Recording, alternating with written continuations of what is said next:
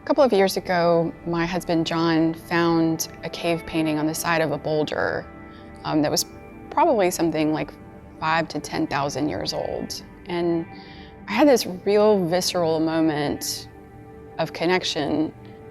I felt like I was reaching through time as almost like a childlike love.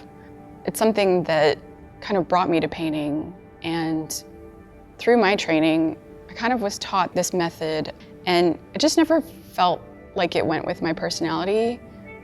I came to this place where I started painting a little bit out of a fog, where things weren't in focus right away, where there was no real linear aspect at the beginning, a process that is just as important as the final painting.